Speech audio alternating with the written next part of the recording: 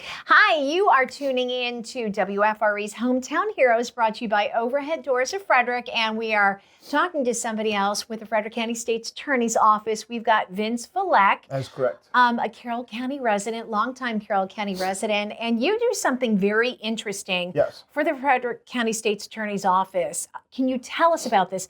Because this is crime that is hitting all sectors of our community, family members. It doesn't matter what age you are.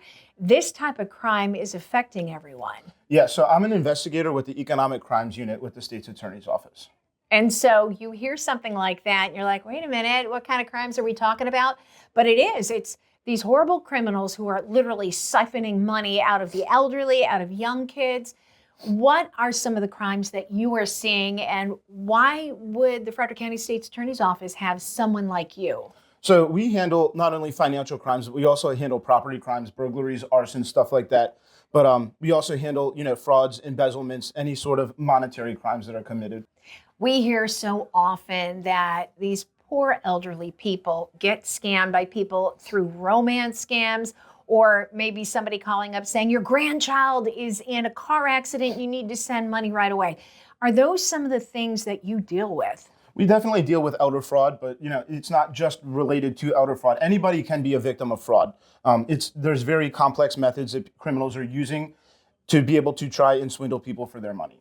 So what are some of the cases, or what are some of the specialized skills that you have if there's a business that maybe lost money, could be an employee taking money from them, or maybe it's just somebody calling from overseas, or it could be even in the county trying to get money from somebody else, saying, oh, I really like you, or you won the lottery.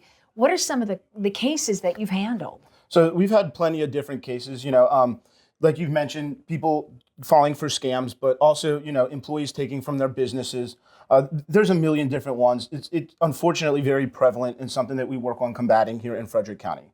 I know that the Frederick County State's Attorney's Office works with the Smith School of Business. That's correct. And what is it that you all do in collaboration with one another? Because back in the day, it was just the prosecutors and their assistants who would get the information and present it at trial to get a conviction. So why is it prudent and also very helpful to have you as an investigator teaming up with this business school? What do you all do? So we have a partnership with the School of Business as well as the Justice for Fraud Victims. So what that allows us to be able to do is when we get cases that come in and they're very cumbersome for our office to handle just with myself and our prosecution unit, we can refer this to the Justice for Fraud Victims, where they are able to conduct a free forensic exam of these records that are obtained to us and allow us to have stronger evidence to prosecute these cases going forward. I know there's something new with your division, and also going after other criminals, Justice for Victims.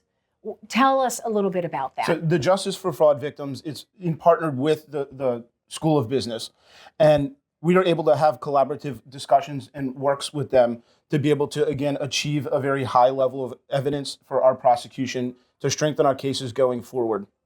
And how does that look? Somebody comes to you, I'm a business owner, and I think one of my employees are embezzling money from me, and I give you all the financial receipts and things from the checking account and whatnot. What is it that you all look for? So each case is totally different.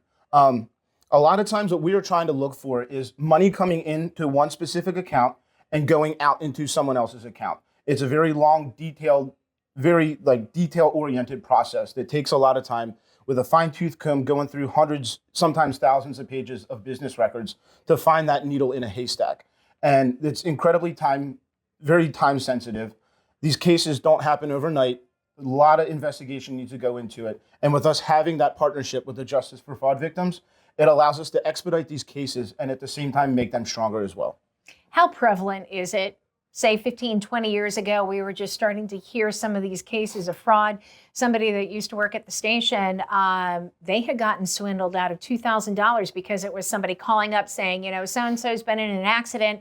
2 hours later, $2,000 gone. So are these crimes really saturating the area? Is it just a smaller problem, or do you see it as like widespread in our community, across the state, and maybe even across the country? So this has definitely become more prevalent, not only in Frederick County, but is a nation in total. With the introduction of more technology and different, computers, it becomes much more easy to do that. There's scams all the time. The safest thing that you can do is, if you suspect something is off, question it. Talk to your police department, refer it somewhere. Would I say that it's an overly prevalent problem in the county? No, but it is definitely growing as something that we take seriously and work to combat in our office. 2025, during the General Assembly session, they did pass some legislation where it allows the Frederick County State's Attorney's Office to work with other State's Attorney's Office across the state of Maryland. Can you tell us a little bit about that? So it makes it prosecution easier to get somebody behind bars when they've stolen at multiple places. That's correct. So there was a new legislation put in. It is called the organized retail theft crime. So say someone steals from a CVS in Frederick County, Baltimore County, Cecil County, and Hartford County. Instead of prosecuting those cases in each respective county, they're able to all merge together. And for this example, Frederick County would take all those other cases. What this also allows us to do is have a much easier prosecution and streamline it. But at the same time, it also allows us to raise the financial threshold for something that may be a misdemeanor and could potentially turn it into a felony. So growing up in Carroll County, working in Frederick County, I know you had a chance to see Carroll County grow, Frederick County grow. What is it that keeps you coming into Frederick every single day to work? And I know it's a great place to be at with Charlie Smith and everybody else at the State's Attorney's Office. But what is it that really gets you going every day to get into work? Because these things that you're working on, I mean, it's horrible. It could really make you feel down. Mm-hmm.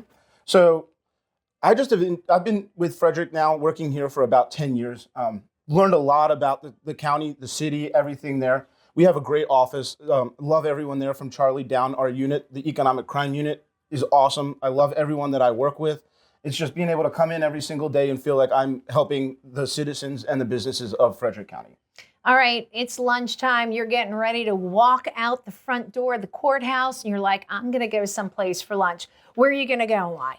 Number one place, if I decide to eat out, would probably be Wag's. Their burgers are always great. They are so good. Oh, yes. Yeah. Cheeseburger or just the bacon cheeseburger. The bacon cheeseburger is the best. Okay, yeah, we agree about that. Definitely. Well, thank you so much for of being course. our It was hometown my pleasure. hero. Thank you. And thank you for tuning in to WFRE's Hometown Hero, brought to you by the Overhead Doors of Frederick.